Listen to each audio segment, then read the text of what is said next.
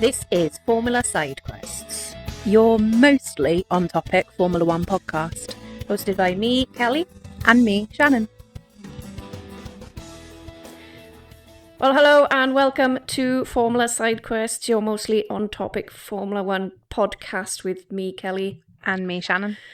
Thank you for joining us. This is a race roundup of Miami. It finished an hour and a half ago and we've not recovered. No, we really haven't. We've sat down and had dinner. We've faffed a bit. Yeah. And I still am stressed. Yeah. The residual stress is real. Yeah. To listen or watch us during that entire race, from start to finish, you would think that we despise this sport. Because we weren't very happy. No. For that whole race. No. But I can't tell you why particularly, other than our favourite drivers weren't faring very well. Yeah. There's a lot to unpack, and There there's a really lot to is. talk There about. really There's a is. lot to talk about in terms of the action that happened in the race. There's a lot to talk about in terms of the stewards. There's a lot to talk about in terms of have these slight changes that they've made to the regs made the correct differences. Mm-hmm. So we'll tackle that as we go. So a lot to talk about, but just to sort of like take you back a bit, we've obviously had 5 weeks off from racing. Thank you to those who have listened since the start, essentially, and I hope you enjoyed our filler episodes. Our in-betweens. Our in-betweens. We enjoyed it. However, coming back to this race, there was a lot going on behind the scenes, like you say, with the FIA making a few decisions on changing things, on trying to make it a little bit more sportsmanlike by changing certain regulations regarding the battery deployment and recharge and so on. This was a sprint race. Yeah. So obviously we had a lot of different things going on, such as sprint quali on Friday night, the sprint itself on Saturday, and then quali last night. But the major thing, of course, is the fact that Florida law states that if there is the sound of thunder anywhere near a live sporting event And lightning, it needs to be cancelled until at least 30 minutes after the last incident of thunder or lightning. correct.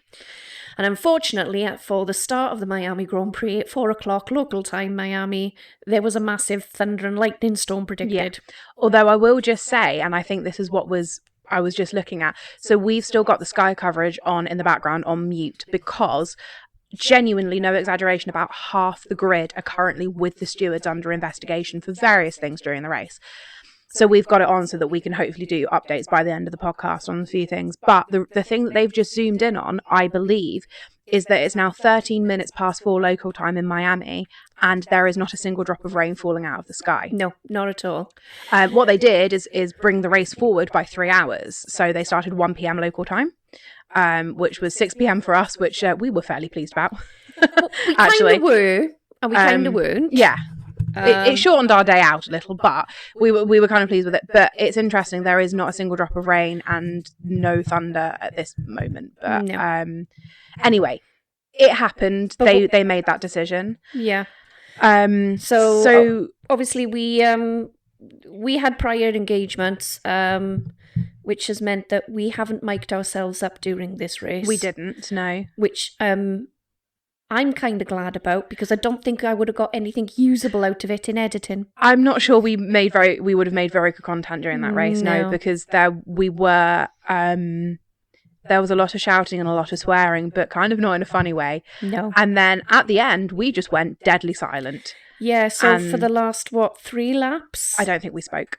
No. I don't think we spoke. And not in a Lando's about to cross the line and win the championship kind of not spoke, but sheer, I can't believe this is what I'm looking at right now. So let's get into it, shall we? Oh my God. It's like reliving my worst nightmare. I know, all I'm over sorry. I know. So, again. I'm ready. off the line, Yes. they decided that 5 wide was the correct decision. Which I cannot disagree more with. So off the line, we had Kimi having a better start than he has been having. A better start, yes, but still not a great start. But still bogging down a little bit. Yeah. So Charles and Max are immediately taking him. They're 3 wide into turn 1, which happens exceptionally fast off the line in Miami.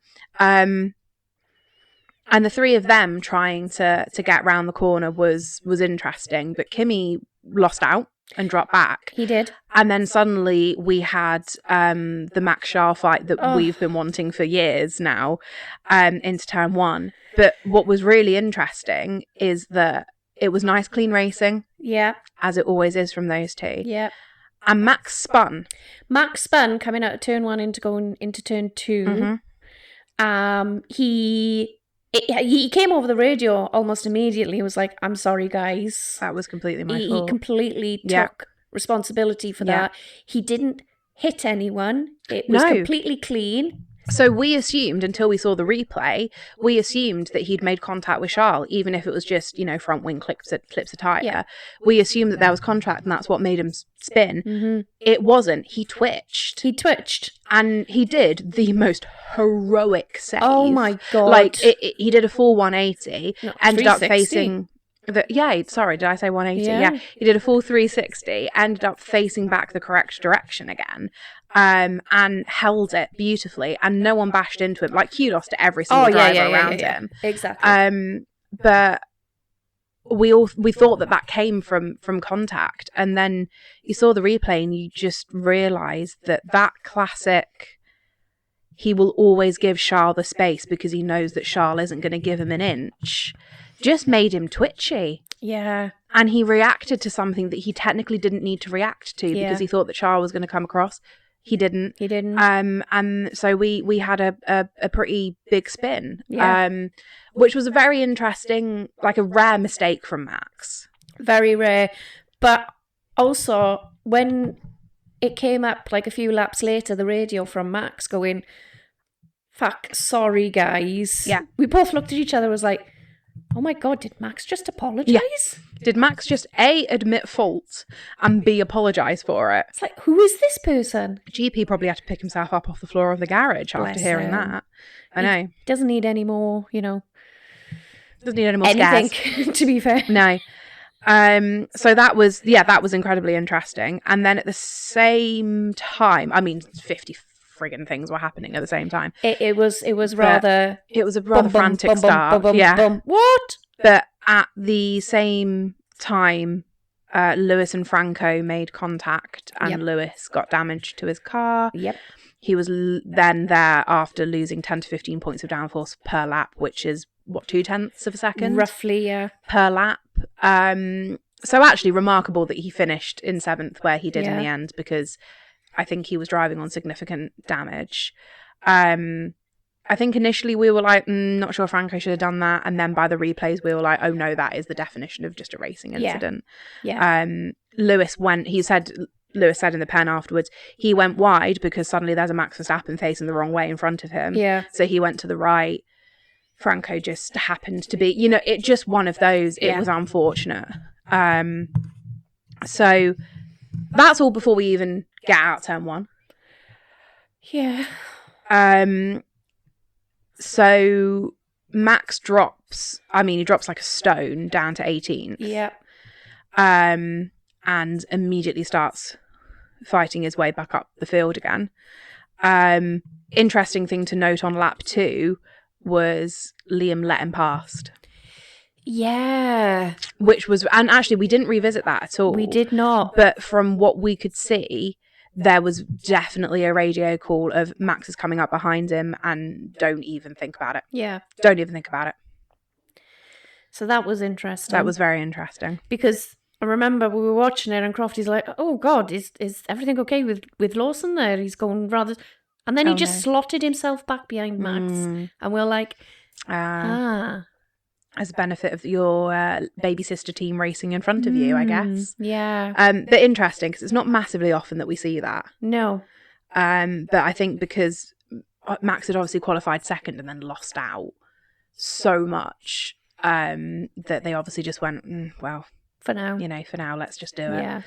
Unfortunately, the racing bulls weren't massively competitive this weekend, so No. I think they decided that was not going to really damage too many people. So then, lap 6, Isaac crashes out. He clips. There's some very tight S's in Miami. Miami's weird because it's like 2/3 street circuit, 1/3 stadium circuit. Yeah. It's very weird. It is. It's a great track, actually. We were saying this during the sprint, weren't we? Yeah. We don't like to admit that it's a good track because it's American and the American races annoy us, but Miami's a good track. Miami is a good track. It's got some incredible cornering. Yeah. 2 beautiful straights. Yeah. Probably my favourite hairpin. Yeah, it's a very good It's a hairpin. gorgeous hairpin. Yeah. So he clipped on the narrow S's. He clipped his left tire, broke the steering column, couldn't make the turn, buried himself into the wall. Yeah. Was so angry with himself. Bless. As soon as the camera got to him, it was all you could see was the camera just above the driver, and it was just him hitting the steering wheel. He was so angry. So Angry frustrated. It was horrible. Yeah. Yeah. But then the replays, and we both said this when we were watching the replays of it, it was unfortunate, yes, but he did such a good job in how he angled the car to park parallel to the wall, rather than go nose into the wall. That's very true. So that his back end wasn't in the track and potentially endangering other people. Exactly. He did a stellar job of that. He did do an exceptionally good job. Yeah. But yeah, unhappy. Really unhappy. Bless him. But that brought out a virtual safety car. Yeah. Which it wasn't affecting anything really, because at this point up front, Charles is leading. Yep. Kimi is second. Lando's third. And they're still nose to tail. There's no gappage. The virtual safety car did nothing really at that point. But then we had a half a lap of the virtual safety car, and the next thing we know, Pierre is not just crashed out, but has got a wheel up on top of the barrier. Yeah. And we didn't see it at that point. All we saw was Pierre's car, one wheel slightly suspended, actually touching the track, 3 wheels up. And you just look at it and go, well, shit, that must have been a big one. But we immediately see him get out of the car. Yeah, so so there was less anxiety about that, and no clue really what else occurred at that point. But that brought out a full safety car, and Max, in a sort of a, well, fuck it, I've got nothing to lose, I'm practically at the back of the field anyway, dives into the pits to go on hards on lap 7. So he's committing to the longest stint in the world on hard tyres. As it turns out, Liam, I would say, turned in on Pierre. It looks like that, yeah. Hit him right in the middle of the cockpit. Yeah. And the car flipped. The car completely flipped over. And it was just yet another instance of there's the halo saving a life. Yeah. That could have been a really nasty crash. It really could have. Actually, as it turns out, it was exceptionally mild, which is stupid to say when a car flips completely. Yeah. But it was an exceptionally mild crash, given what it could have potentially been. When you were looking back at it and looking at the replays of it, the fact that it landed where it did, in that it was cushioned and stopped by the wall, because he happened to land on a nice soft part. The barrier did. Yeah, the barrier did what the barrier was supposed to do. Yeah. I think if it had happened on a different part of the track where there wasn't that soft barrier, it would have been a completely different story. I think you're very right. Yeah, I think you're very right. Because again, we don't want to admit it. We like Miami. However, there are some very, very hard walls. Yes, there's some very unforgiving, but not quite as unforgiving as Monaco or Baku or, but there are some very unforgiving bits. You're right. So we only saw that. I think probably they'd been going round behind the safety car for about 5 laps by the time we saw the replay. Yeah. But yeah, it was Liam's fault, in my opinion. 100% agree with you. Liam did retire thereafter as well because he'd obviously damaged his car fairly significantly. That is one of many things that are being investigated as we speak. Yep. Because obviously they were both out. There is a very high belief that Liam's going to receive a penalty for that he'll have to take in Canada. Yeah. I think it will be quite a significant penalty because it was, on the face of it, very unsafe driving. Yeah. Pierre gave him, for once, sorry, Pierre gave him plenty of room. Yeah. So, we'll see what comes of that. Hopefully we'll be able to give an update on that towards the end of the podcast. Currently, all that's happening on the coverage is we have spent, genuinely, no exaggeration, the last 10 minutes trying to assemble the Mercedes team to have a fucking photo. Yeah. Kimmy's family were there first. Yeah, they were. Yeah. Then the team. bits of engineers. And now finally Kimmy has arrived. Kimmy has showed up.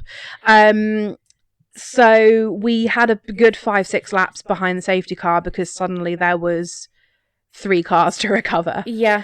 And at the same time, we also had Nico Hulkenberg retire. Yes. And we still don't know why. We still don't know why. And it was another classic. He went and parked. Yeah. He went back into the pits. He parked. Yeah. And we were like, All of a sudden there was a camera on him and he's just sat in the car in the garage and you're like, oh, crap. Just as a brief aside for a second, what a shit weekend for Audi. I know. What an absolutely pants weekend. I put my Audi hoodie on to watch this race in the hopes that it would give them a little bit more. Gabby finished really nicely this race in 13th. 13th.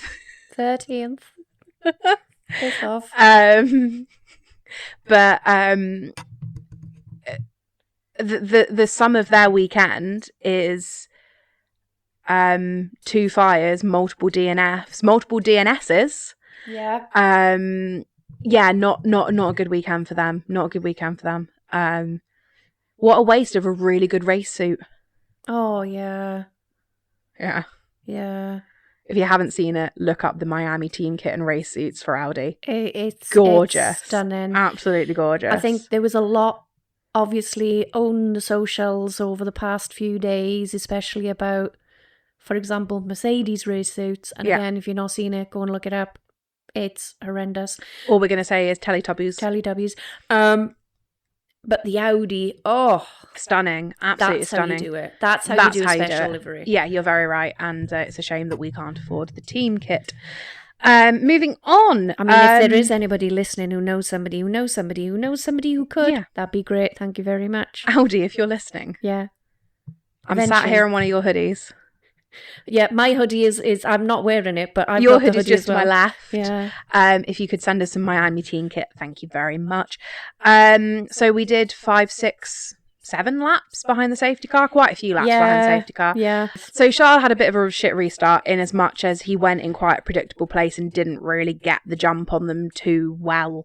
So that was kind of a shame. It was a very predictable place. It was an exceptionally predictable place. It was sort of well, of course, you're either going to go there or you're either going to lead him to the line. So the unpredictability would have been that you go somewhere in between. Yeah. But, we're not doing it. As we've said many times before, we're not doing it. So then in lap 22, the team decide to pull Charles in. Yeah. At this point, he's running either second or third. I can't actually remember. Second. He was second behind Kimmy. Now, they were predicting rain on lap 25. And most teams were in agreement that it was going to rain on lap 25. As it turned out, it dripped a couple of times and that was it. Yeah. But every team was in agreement that around lap 25 it was going to rain. They pull Charles in on lap 22. Immediately we go, really? Why? Obviously, in terms of you start the race on mediums, you change onto hards to finish. The pit window sat between lap 20 and lap 30, so it made complete sense. But given the live update of the weather, we were like, why are you doing that? Yeah. And then it was a really slow stop. Well, it wasn't a really slow stop, but it was a slower stop. It was than a slower stop. It was 3.7 seconds. Which, given that Ferrari pull out 2.1s, 2.2s on a Yeah. regular basis, it was disappointing. I mean, obviously, when we were listening to the commentary, Martin Brundle was going, "Oh well, it looks like their front right was a bit slow coming off." It doesn't matter. No, it was just slow. It was just slow. And I've just remembered it was in reaction to George. George had come in just previously, so they were covering themselves off for George.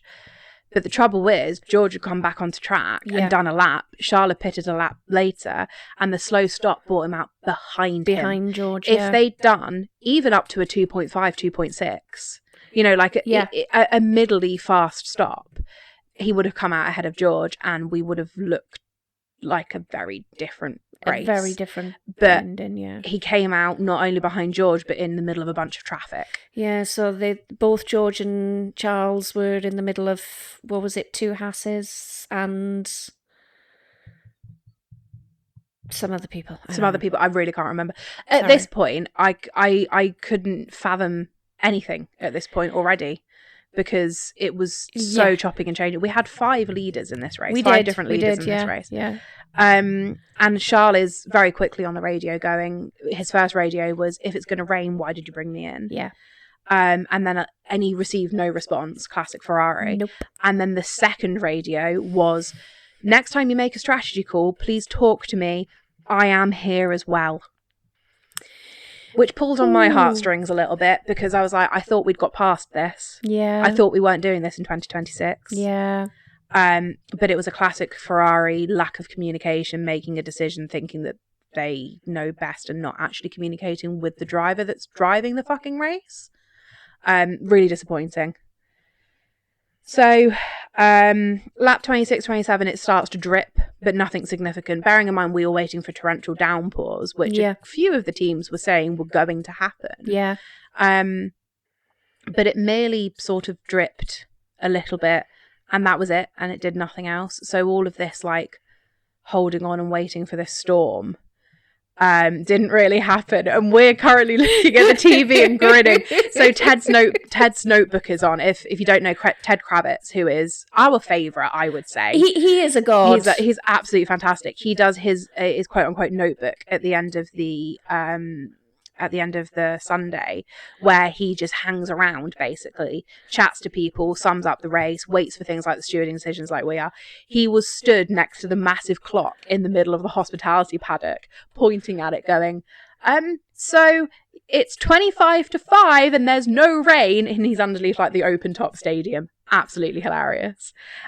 So yeah, feeding in nicely to what I was talking about with the dripping on the lap. Yeah, there was a few drips. It's dripped. It's not rained. Where is this storm? Yeah. It's interesting. I mean, in the grand scheme of things, it doesn't impact anything at all that we started earlier. But I think there were quite a few people in that race holding out on their strategies for this supposed absolute downpour. And this is what I was going to say, the fact that Fernando Alonso, for example, didn't pit until lap 40, which, is impressive. I will give him that. It is impressive. But clearly Aston Martin were banking on rain. That was their strategy. Aston were 100% holding out to throw wets and send them. You've got all sorts of strategies, obviously depending on what's going on with regards to the rain, where it's going to be. You've got your options for tyres and so on and so on. I think the most important thing was the fact that Charles Leclerc had to get up early, though. Yeah, I said this, didn't I? You did. I was like, okay, so they're bringing it forward by 3 hours, so it's 1 p.m. local time. Let's say they have to be at the track 4 hours beforehand. That means that Charles had to be at the track at 10 a.m. That means he probably had to get up about 9 a.m. That's unacceptable to him. Oh, no. Let's give him the benefit of the doubt. 8 a.m. He had to get up and shower and make sure that Leo was okay. Oh, I highly doubt. At that time of the morning, you'd leave all of that to Alex. All right, fair enough. I think, Yeah, I think there would have been a lot of them. Lando's another one that doesn't do mornings. No, that's Oscar very true. doesn't do mornings either. No. I think there probably would have been a lot of them that the only gripe they would have had about it being 3 hours earlier is that they had to fucking get up. There would have been a Hilarious. lot of their trainers knocking on door. You need to move. Are you up? Are you up? We need to move. You know, like when you went on at camp, like you went away in school and your teachers would be like, you need to get up.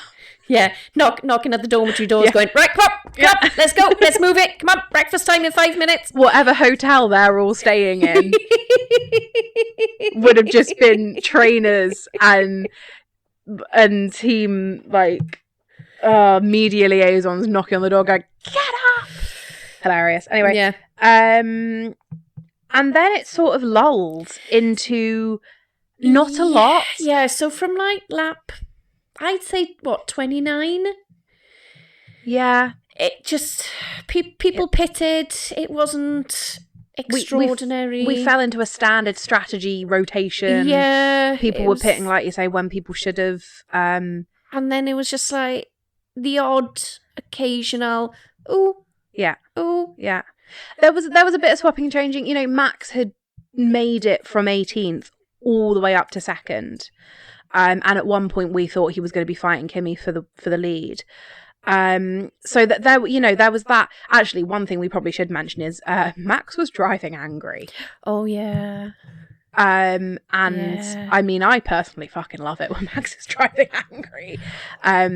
Well, you do, but you were also highly stressed about the fact that he was driving angry. I was, because when he's driving angry, he, rather than leaving an inch, he leaves 0.3 of an inch. And I think at one point you shouted at someone, I want to say it was Oscar, possibly Oscar, don't go near him, he's driving angry. Yeah, I might have done that, actually. Yeah, no, you're right, I might have. Because Max Verstappen driving angry is a really terrifying thing. So he was definitely sending it, that's for sure, wherever he could, and had fought his way all the way back up to second. But so Charles was behind him with a massive gap. It was like a 15-16 second gap, wasn't it? And I was looking at the telemetry and I said out loud to you, is Charles gaining? And you just went, yeah, incrementally, but yeah. And then 3 laps later I went, Kelly, it's not that Charles is gaining, it's that Max is dropping. Yeah. Because suddenly the gap between him and Lando in second was falling, was increasing, and he was just falling. And his tyres had just hit a wall. Yeah. So by the time we get to like 2-3 laps before the end, Charles is there. But George is also on Charles' tail. Yeah. And then having had the vast majority of the middle, having had all the action at the beginning, the vast majority of the middle of the race where we thought we were going to get rain and get a bunch of action, next to nothing happened. Literally just sitting on the edge of the seats, but for the wrong reasons. For the wrong reasons. Then suddenly all the action happens in the last like 2 to 3 laps where everyone's just there and everyone's got an opinion. So Charles is gaining on Max, but you can tell that Charles's tyres are falling off as well. Yeah. So Charles takes Max, then George takes Max, then Oscar takes Max. Yeah. Then there's a battle between George and Oscar, in which George doesn't fare particularly well and breaks a little bit of his front wing. So for the last kind of couple of laps, he's sort of limping, but sort of managing to keep up. So the order is now Charles, George, Max, with Kimi in first, Lando in second, and Oscar in third. And then suddenly Charles is trying to fight Oscar. Yep. And just loses it. Yeah. So his tyres have completely dropped off. Yeah. He's let Oscar go because he knows that he can take him on the recharge and the next thing. Twitches and just goes. and this is the penultimate lap. No, this is the last lap. Yeah. The beginning of the 57. last lap. He Yeah. just goes complete spin, and he's heading towards the wall. And from the camera angle we looked at it, we thought he'd completely binned it. Yeah, the cameras were following the action. It obviously was following the cars as they're coming through these corners. So it very quickly went to the next camera, obviously following Oscar. And both Crofty and Martin were like, oh my God, Charles is in the wall. And then all of a sudden Charles just comes around the corner into camera view. And my favourite bit of it was Crofty, who just, with like no level of commentator professionalism whatsoever, just pure him as a love of racing, just went, how the hell did he save that? Yeah. And we're like, yeah, no, I completely agree with you. No. How did he? And we're exactly the same, Crofty. We're the same. He did it. To be fair, he did it beautifully. He did. Looking at the replays. He did it as beautifully as Max saved his on lap 1, which was he let the car spin a complete 360, knew that he wasn't going to keep it out of the wall, so made sure he made his car completely parallel with the wall, sideswiped into the wall, bounced the tyres off, and kept going. No chassis, no wings, hit the wall. It was all tyre. It was all tyre. So he kept going. How, I don't know. But the trouble is the next thing that then happened is George sails past him almost immediately, and Max sails past him almost immediately after that, because he's clearly damaged the car in some manner. So suddenly, Charles has gone from podium position of 3rd to 7. Fighting with Oscar and losing it, to tumbling all the way down to 6th. Yeah. And that was the thing that devastated us. Yeah. And that was the point in which we went silent. Yeah. Because he'd fought really hard. Yeah. He'd qualified in 3rd. He'd yo-yoed up and down the order. He defied the shit Ferrari strategy, fought his way back up to 3rd again. Yeah. And the trouble is, the only thing that you can say, and he said this in the media pen, it was entirely his mistake. Yeah. And that's the saddest part of it. He looked so defeated. Yeah. He really did. And so did so many of them. And I think in the past, when something has gone wrong with Charles, with Ferrari, in the media pen afterwards, Charles will be upset, of course, because it's cost him a podium or championship points or whatever. But he tends to find some sort of positive, some sort of silver lining, you know, even if it is, well, it hasn't worked out the way we wanted it to, but we were able to take data from this and go to the next race or whatever. He was just flat. He just said, I ruined what could have been a really strong race. And it's true. Like, I can't defend him. No, I can lament about the shit Ferrari strategy, but what's new? But I can't defend anything that happened in that last lap, because it was entirely him's fault, and it's so sad. But I think it feeds into a wider conversation, which was that, except for Kimi Antonelli, who, bless his cotton socks, was so emotional about winning again, which, like, fair play to him. It was another flawless race. Yeah. It was another really flawless race. It was another really good weekend for him.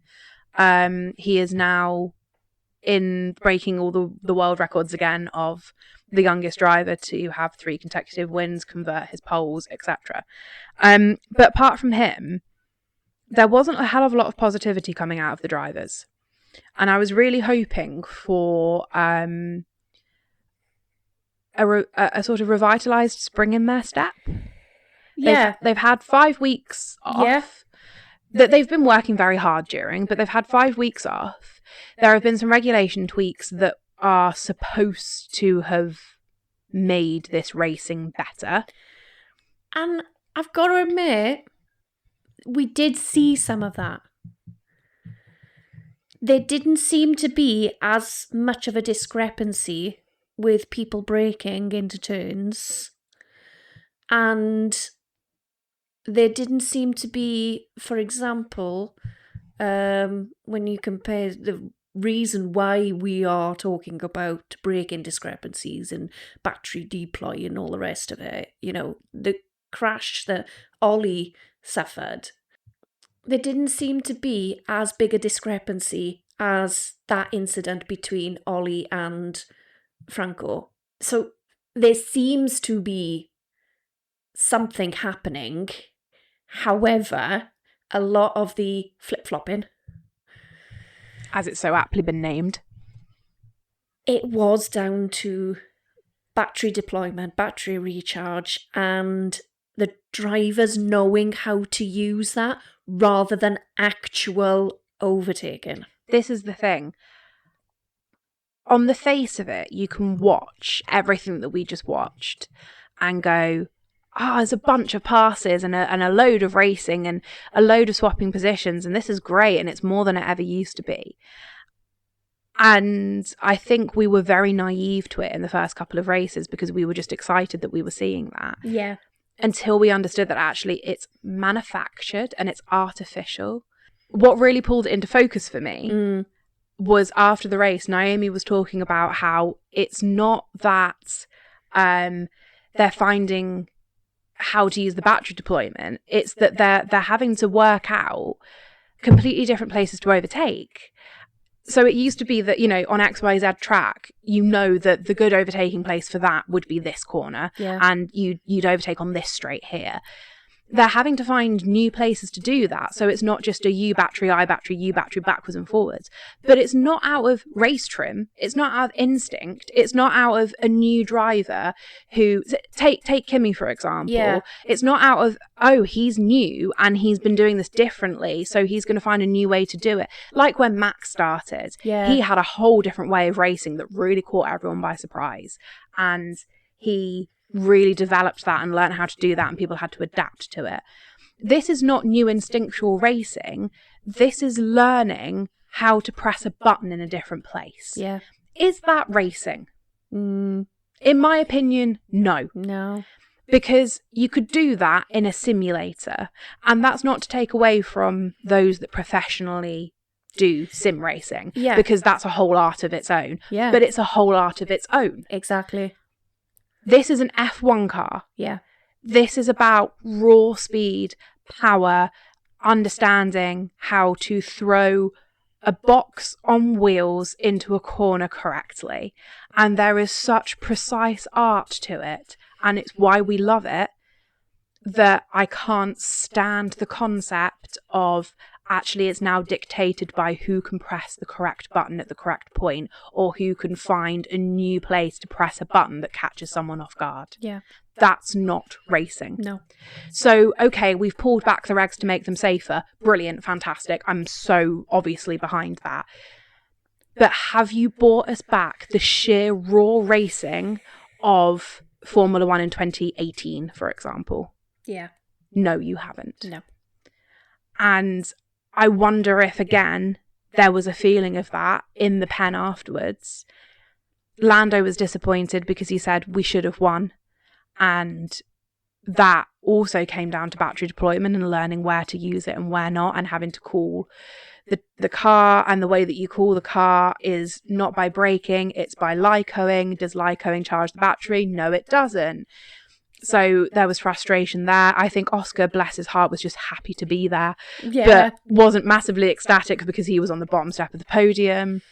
Who finished fourth? George finished fourth. Yeah. And was just had a terrible weekend. And actually, bless him, he had a terrible weekend. Sorry, bless him. It's George. No, actually, bless him, because I don't think he pulled his finger out, but I also think a lot of unfortunate things happened.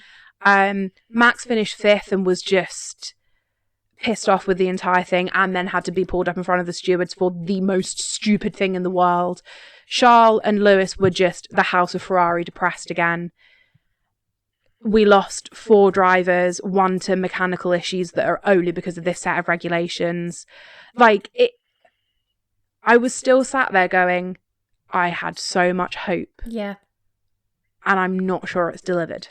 And I think that's probably one of the reasons why we were both an hour and a half later still just yeah, because it was good. So, as you know, hi Mum. you text me. Hi, Judy. You text me at the end of that race and was it a good race? And my response was, it depends what you define as good. Yeah. Because yes, our disappointment massively came from Charles was leading and gonna win, then was at least gonna have a podium, and then just tumbled down to 6th. I think our major disappointment and adrenaline high then crash came from that.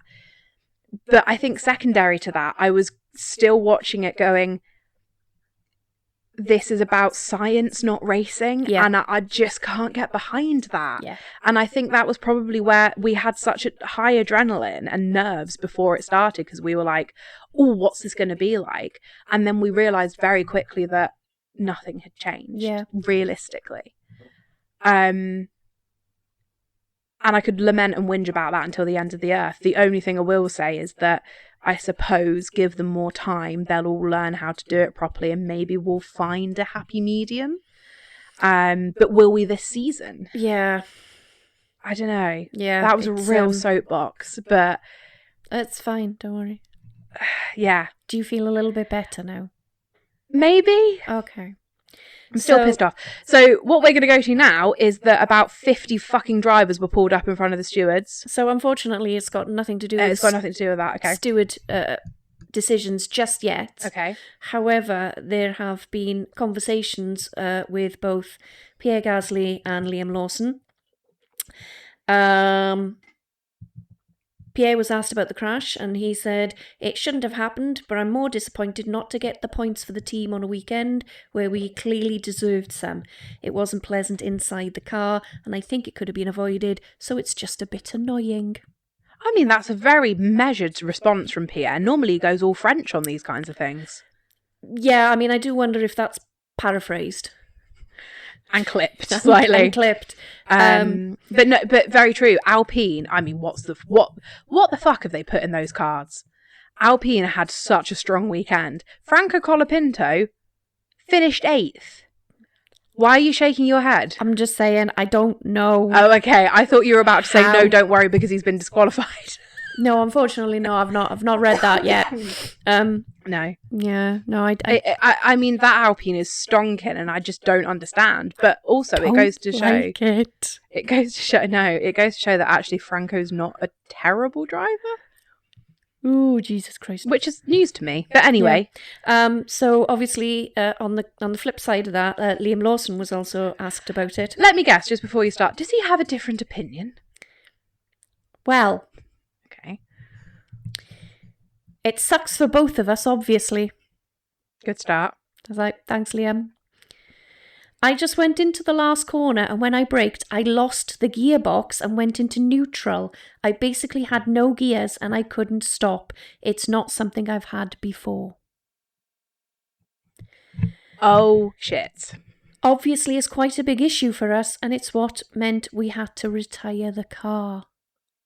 So he didn't have any damage to the car. It looks like his gearbox fucked up.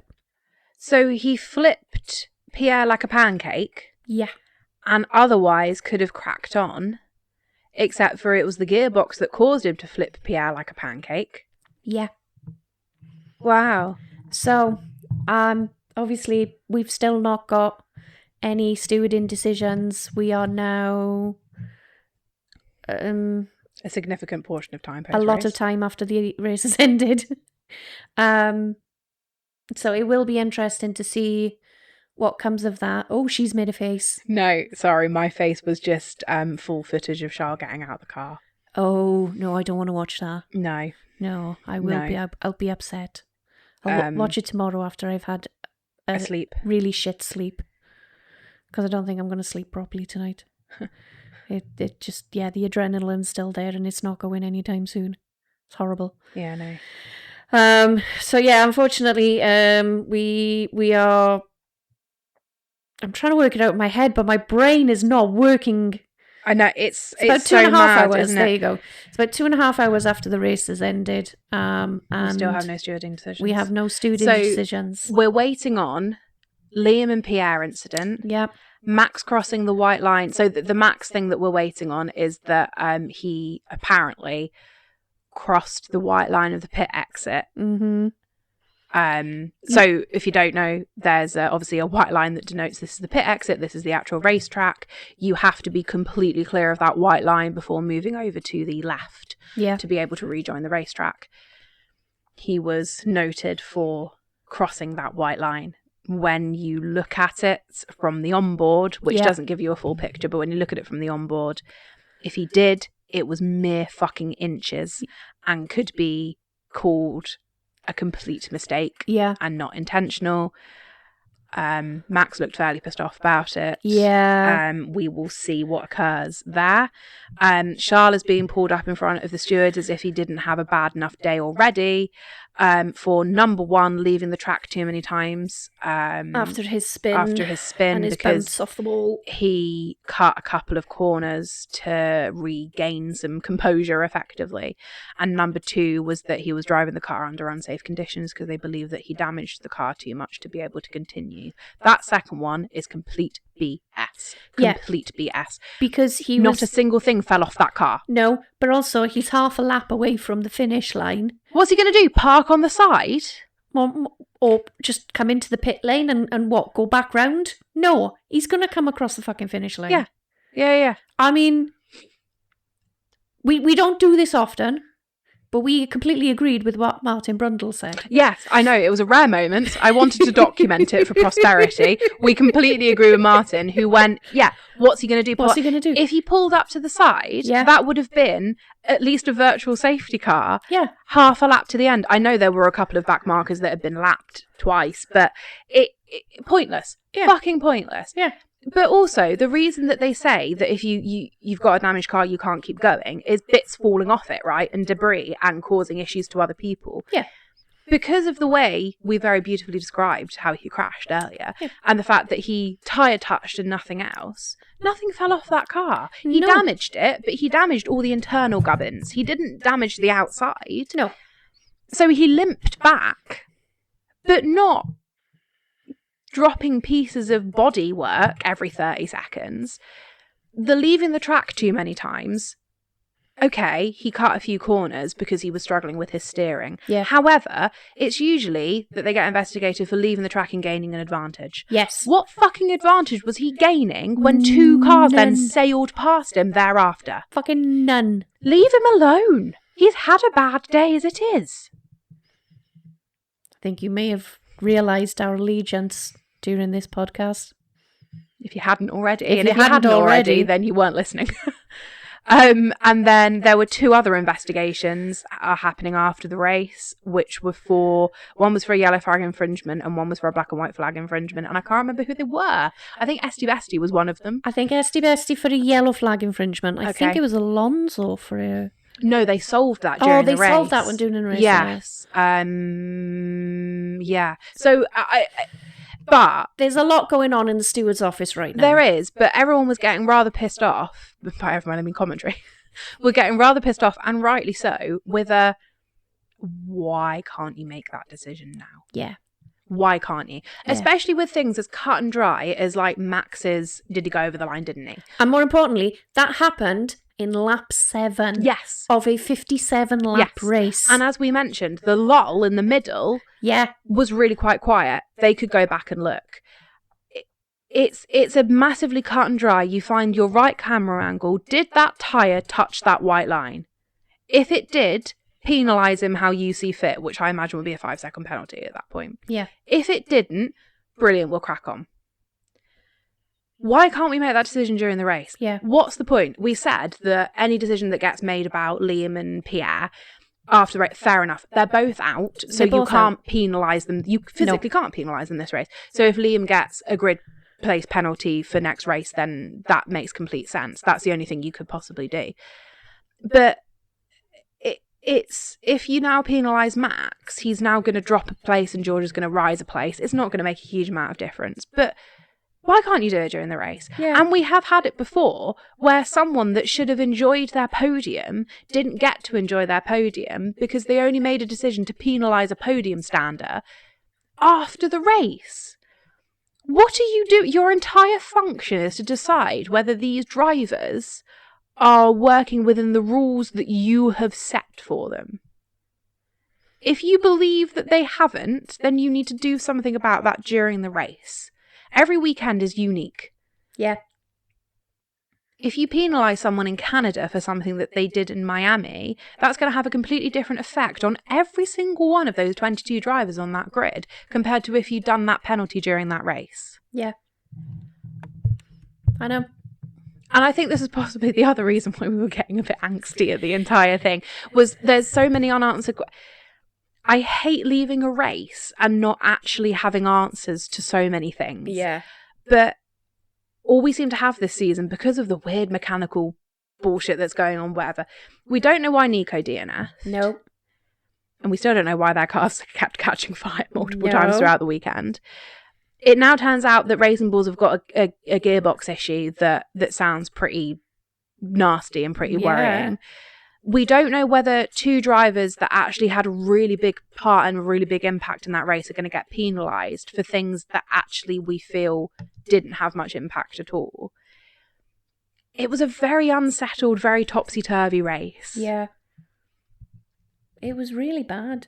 It's just bad. It's just bad. Honestly. And I love the sport. And I love watching it, and I don't feel like I loved it today. No, I don't feel like I loved it today either, and I really wanted to. Yeah. And it wasn't just because Charles didn't achieve what I wanted him to. I'm worried that we're losing the soul of F1 slightly. Yeah. And I was trying to be really positive about the reg changes. I really was. Oh, yeah. But I'm concerned that it's not enough. Yeah. However, just to give us a smile. Oh, lovely. A quote from Max. Oh, lovely. I thought I was going to crash, but then I floored it. So I managed to do a good 360. If F1 doesn't work out, I can always go rallying. And we'd follow you. That's the one thing he said he wouldn't do, though. No. He said, well, no, in a couple of weeks ago, in an interview about the Nürburgring, they were like rallying, and he was like, no, I've watched my father rally for years. I'm not doing it. I know there's that aspect of it, but I don't know. If F1 doesn't work out this year for Verstappen, who knows? NASCAR.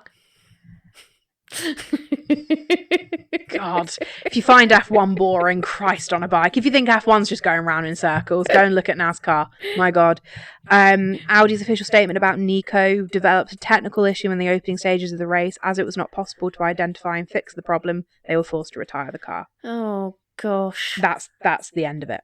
Oh, bloody hell. So us going, oh, I don't know what it was. They don't fucking know what it was. So that's good. Oh, dear. So yeah, a very bitty race, a very a very all over the place race. I mean, obviously we've spent the last 50 minutes maybe possibly sounding like we're whinging about it. Have we only been going for 50 minutes? Yeah, well, a little bit longer, but yeah. We're very, very happy that Kimi won. Yeah, we are. No, we genuinely are. That's very happy that Kimi won. Yeah. He is becoming a real threat. And it is brilliant to watch. That kid is going to be a thorn in the side of quite a few of those guys. Yeah. And I have a feeling that he's going to become the stuff of nightmares to both McLarens, Charles, but most markedly his teammate. Yeah. Oh yeah. Because that kid is quick, and that kid is a very good race driver, and if he can just rein it in ever so slightly, which is why he's got Bono. Yes. I think we're going to have a real George is going to have a real problem on his hands. Yeah, definitely. And I love that. Not just because it's George, but because there's nothing better than having genuine competition. Oh, yeah. And I think this is really going to be yeah. it. But it'll be interesting to see what happens when we get into circuits that we know better as well. So Miami's only been going for 5 years. Yeah. When we get into, I think Monaco's going to be, for once, a really interesting one. Yeah. And I think as well, because obviously the next race is Canada, Mercedes were saying that they're going to be bringing their upgrades in Canada. A lot of the teams brought their upgrades this race at Miami. But a lot of teams are still also bringing some upgrades to Canada. Yeah. So I think once we've got Canada out the way, the next one then is Monaco. And yeah, that will be hopefully for once exciting. Interesting. Yeah, no pillows required for Max. No pillows this year. No 72 gearboxes. Gearboxes, no. Maybe 78 gearboxes this time. Hopefully, yeah, we'll have a bit of an upgrade. Yeah, although I don't know, for the racing balls, it sounds like no gearbox at all. No, interesting. It'll be very interesting to see if we wake up tomorrow morning and we find that the grid's been entirely flipped on its head because everyone's got fucking penalties. That would be good. Oh, another McLaren DNF. Oh God! Can you imagine? No, because then George is on the podium. That's a really good point.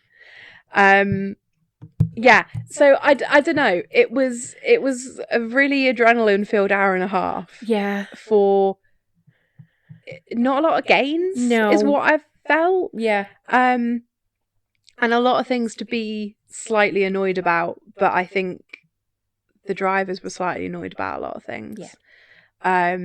And did you notice the complete silence about the regs? Yes. Who mentioned anything about the regs? No one. Now I've got to wonder, were all the journalists told not to ask a single question? So we all know that they have journalist briefings at the beginning of the weekends. The no-go subject, the go subjects, the no-go drivers, the go drivers, because some drivers don't speak about certain things on weekends. There was also the incident with Lando in the media. Yep.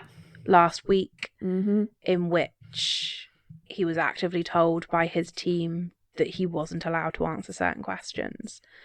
So I think whilst we were really pleased, it was a really positive, and it was genuinely a really positive step that the FIA sat down with the drivers and the teams and went, okay, we hear you, this is what we're going to do about it.